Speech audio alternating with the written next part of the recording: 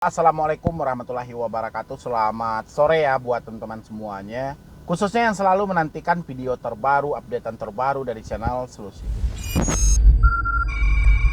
Terima kasih ya buat teman-teman semuanya yang selalu mensupport, menantikan video terbaru, updatean terbaru dari channel Solusi Hutang. Saya ucapkan ribuan terima kasih buat Anda karena supportan dan dukungan Anda selama ini menjadikan channel ini terus berkembang dan pastinya bisa memberikan motivasi, semangat, dukungan buat semua teman-teman, khususnya yang saat ini mungkin telat bayar pinjol ataupun gagal bayar pinjol ya. Mudah-mudahan channel ini bisa membuka kembali pikiran Anda tentang hal-hal yang selama ini Anda takutkan ya.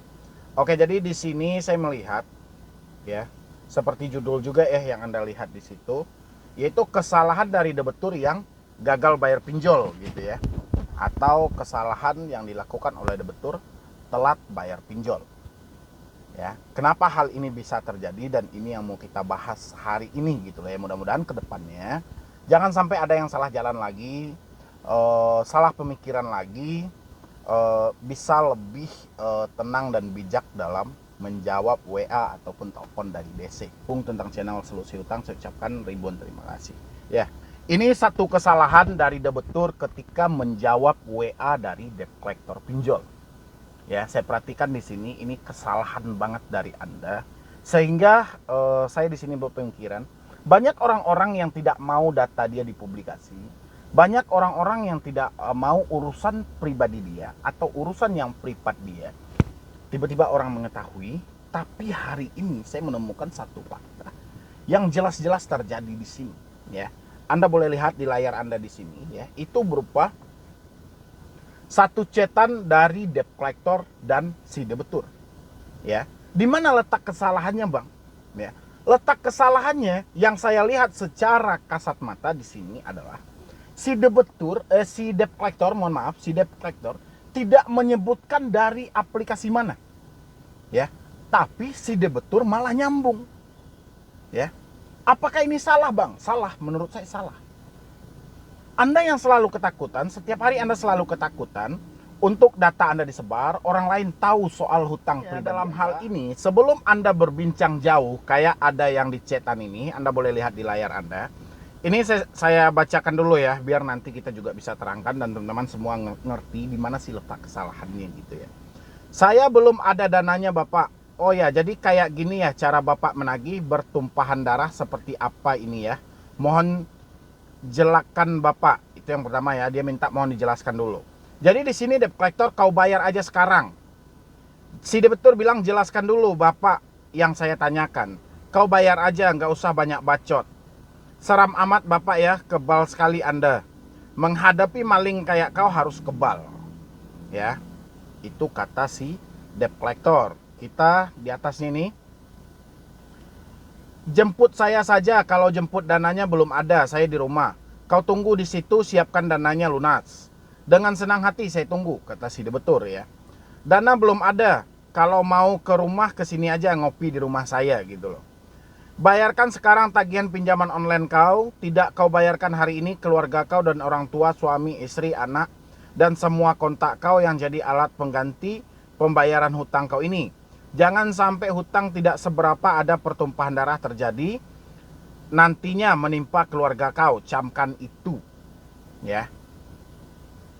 Jadi si debiturnya menjawab di sini dengan hal-hal yang dilontarkan oleh si debt collector. Ya. Di mana letak kesalahannya, Bang?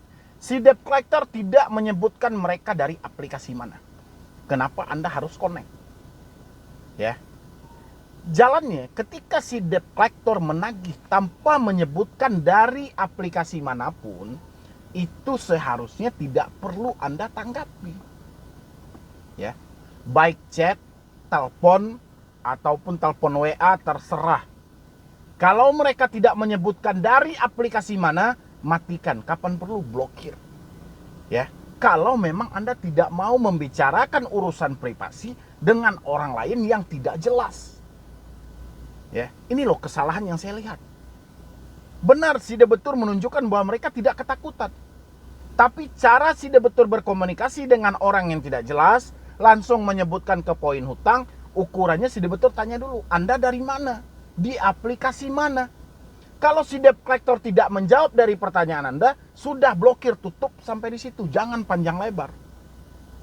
Ya, ini kesalahan yang sering terjadi.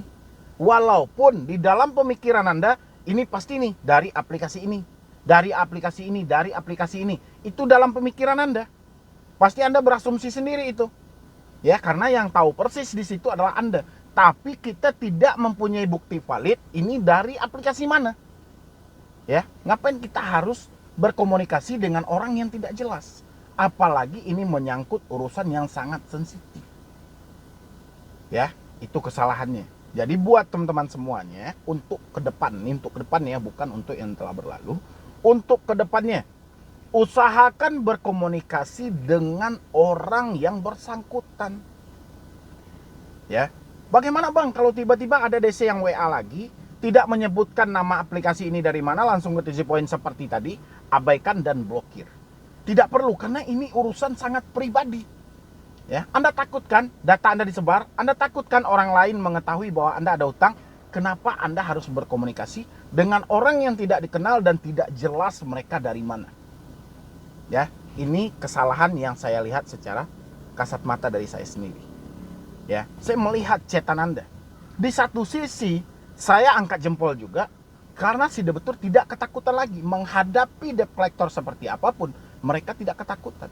Tapi ada satu kesalahan yang sangat mendasar, si debitur berkomunikasi dengan orang yang tidak mengarah ke masalah mereka. Ini loh. Dan akhirnya apa? Anda berandai-andai. Anda bagikanlah screenshot ya yang saya bacakan tadi. Anda bagikan. Nanti Anda sebutin ini dari aplikasi ini dari aplikasi ini. Akhirnya apa? Jatuh ke pencemaran nama baik. Kita tidak mempunyai bukti yang valid. Ya, makanya saya bilangin ini kesalahan. Jangan lagi ulangi kesalahan yang seperti ini. Ya. Kalau kita mau berkomunikasi, si debt collector mau terang-terang dia dari aplikasi mana, oke silahkan. Anda tantang seperti tadi, saya angkat jempol. Saya berada di belakang Anda untuk mendukung dan mensupport dalam segala hal menyangkut utang piutang. Tapi kalau Anda berkomunikasi dengan orang yang tidak jelas, habis itu Anda nyambung ke konteks urusan pribadi Anda atau urusan yang seharusnya privasi, habis itu Anda nyambung. Ya, contoh Anda gagal di aplikasi A misalnya, atau telat jatuh tempo di aplikasi A. Tiba-tiba ada chat buta seperti tadi. Itu kan chattingan buta. Chattingan yang tidak tahu dari mananya nyampe ke kita. Ya, habis itu Anda nyambung karena Anda tumpukan bahwa saya hari ini telat bayar di sini. Ya. Habis itu apa? Anda masukkan ke media sosial. Ini begini cara penagihan dari aplikasi A. Sementara di dalam bukti chat si aplikasi A tidak menyebutkan nama mereka. Ya, ini kesalahan. Jangan sampai nanti Anda melaporkan ke OJK chat buta seperti tadi. Chat yang tidak mendasar. Makanya OJK bilangin bukti Anda tidak valid. Ya.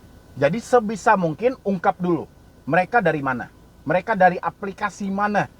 Ya, sebelum kita lanjutkan chatan ini, silahkan perkenalkan diri Anda. Saya tidak akan bisa menyebutkan tentang permasalahan yang sangat pribadi kalau bukan dengan orang yang bersangkutan.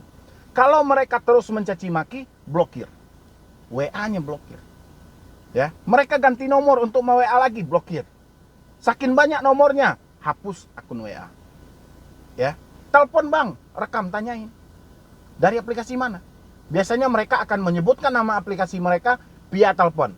Baik itu via telepon melalui WhatsApp maupun via telepon melalui telepon biasa. Rekam.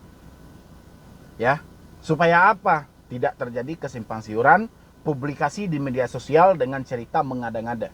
Karena saya tahu pinjol legal sangat sensitif saat ini untuk menyebutkan nama aplikasi mereka.